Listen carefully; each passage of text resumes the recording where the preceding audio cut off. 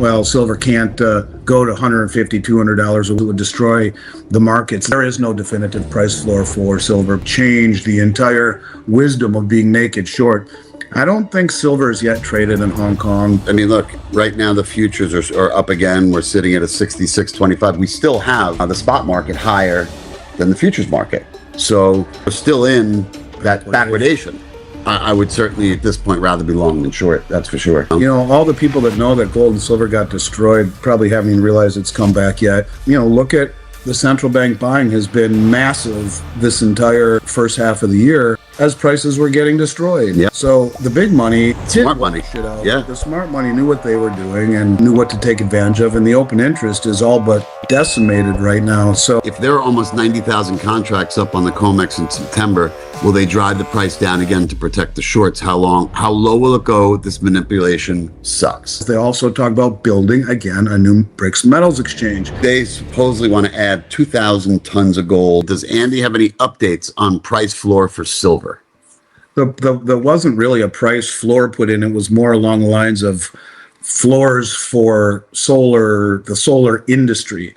But the charts that I read showed that silver could go as high as $200 and it wouldn't affect the cost of making these. And it's just a few cents per panel, even at $200. And so the theory that, well, silver can't go to $150, $200 or whatever that number is, it would destroy the markets. It's not true. Silver is very inelastic. It's a little bit in a big product. And I think it's a step in the direction. I mean, to me, what it really does is it just signals that really what I took away from it is that he came out by saying we need to be a minerals powerhouse, is that we've made a huge mistake by outsourcing everything for all of these years. And silver is a critical mineral. He is putting protection under the solar panel industry. There is no definitive price floor for silver, but my guess is that we certainly know there's no ceiling either. Yeah, that's for sure. I mean, my guess is that it really won't matter, as it's just becoming harder and harder to source at the institutional level, and I think there'll become a race to do so, especially as we see maybe real price discovery, as we start to see pricing slowly start to get priced in other parts of the world. Silver touching $200 might sound like a stretch, but what's really surprising is how minor an impact that would have on solar costs. Schectman's point is that whatever's cushioning solar manufacturers from silver prices doesn't set a hard ceiling. It just underscores how strategically important the metal has become.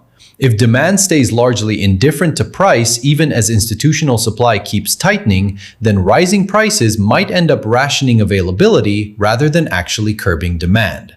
For investors, physical scarcity could turn out to matter more than the price action itself. In other currencies, even that will start to maybe change the entire wisdom of being naked short. I don't think silver is yet traded in Hong Kong. Maybe it is. I could be wrong, but I know gold is. And if you have the ability, which there is, to do an exchange for physical to Hong Kong, Brinks, which is a COMEX, you can deliver it there. You'd be out of your mind to be a bank who would short it in the West when there's real price discovery in yuan, same day settlement, that can do exchange for physical. This is how real price discovery will slowly move away from suppression of futures market to same day delivery, and maybe we'll begin to see what that real price is and really why the big money has been trying to stand for delivery and corner it for a while now. I think silver has a long way to run. I really do believe that, and it looks like we're right at breaking through. It came up above the cup and handle, came down and tested it, and this is a breakout. Yeah, no doubt. So this technically, it's a big deal, and to see it up right now, in the aftermarket. We're trading up dollars and something up. 60. I mean, look, right now the futures are up again. We're sitting at a 66.25. We still have the spot market higher than the futures market. The next meaningful signal for silver might not come from a price chart at all. It could come from where the physical metal actually gets settled. Schectman suggests that Hong Kong linked delivery, same-day settlement, and backwardation could pull price discovery away from Western futures exchanges altogether.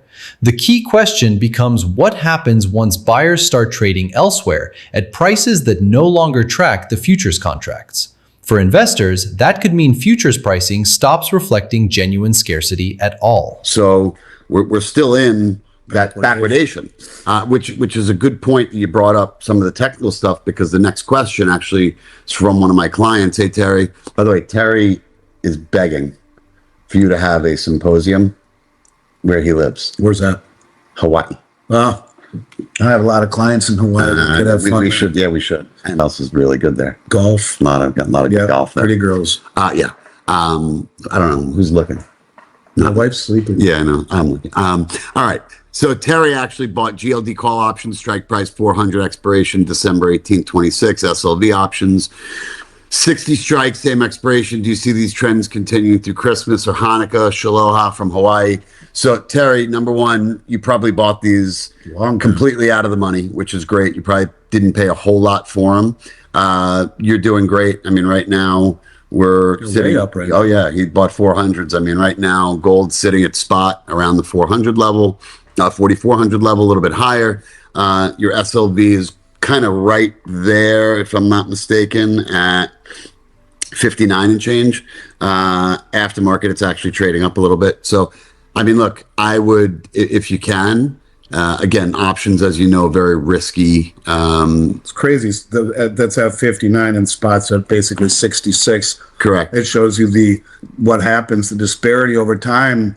Correct. The fund is able to take all of the fees out of the underlying pool of metal, and it creates this inequity. It's supposed to be 10%, right? But it's over 10% actually. But I actually think that you hold on to it. I think it's a great trade. I think you should try and keep it as long as you can. Maybe peel some off as you see profits. That's always what I do. There's no loss in profits. But I mean, right now, like Gandhi said, technically things look great. I mean, really, we have broken out, and I think that this might be the beginning of the next leg up. It's kind of too early to call that 100%, but I would certainly at this point rather be long than short. That's for sure. You know, all the people that know that gold and silver got destroyed probably haven't even realized it's come back yet. And, look at the central bank buying has been massive this entire first half of the year as prices were getting destroyed. Yep.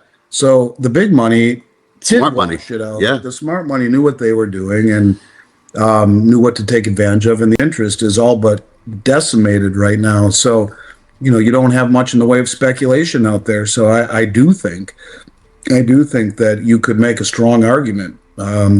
Quietly, this momentum is building and without much fanfare either. You're starting to see a little bit of uptick in open interest, but not very much. So the public at large ain't part of this, nor is the crazy speculators that drove it up into January. This is being driven by the central banks right now, mostly. I feel like you could be a little bit of a swami right now. What's that? Because every time you talk about something, it's now leading to the next question that's up there from. I can't see it. That's what I'm saying. I know you can't see. Without these, you're basically blind as a bat like I am. But the next one is from Thomas. I'm going to not get this correct, but it's Thomas Porgozelski. Good try. I apologize if I mispronounce it. $42.99. If there are almost 90,000 contracts up on the COMEX in September, will they drive the price down again to protect the shorts? How low will it go? This manipulation sucks. Who knows? They have an amazing way of working that open interest down to manageable levels as it gets closer to expiration, and maybe through cash incentivizing settlement. Yep. That is one of these days. That's always the theory, but it's hard to even envision that when you realize the banks own the exchanges, unless maybe they caught the traders on they had all the commercials long and they caught some traders short, or I don't know. Look, all manipulations end bad, and over time, the physical demand coming from a good portion of the world that is now educated, motivated, sophisticated, coordinated, wealthy, and building settlement systems in other currencies for same-day settlement and gaining traction and legitimacy into a network of massive vaulting network and exchanges, so far all of them in dollars, but not Hong Kong. You look at United Arab Emirates, you look at Singapore, their same-day settlement in dollars, but the same-day settlement and the ability to settle in digital yuan or in yuan is I think becoming very appealing to a good portion of the world that doesn't trust the way commodities have been priced in the West for a long time. And so this isn't about it happening, this blow up all at once, but every single exchange, every single settlement exchange, every single vaulting system, all the payment rails, they're being set up to challenge the commodity complex. And BRICS just reaffirmed their grain exchange, that they're gonna run their grain exchange. They just came out and said, yes, this is going to be one of the big topics in their next meeting in India.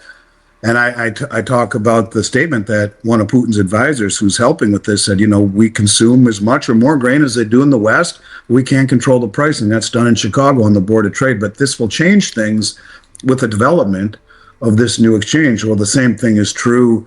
They understand that. And the same thing is true with metals. They also talk about building, again, a new BRICS metals exchange, which, again, all of these exchanges, China just signed a deal with Africa's largest bank to settle in yuan, which is convertible into gold.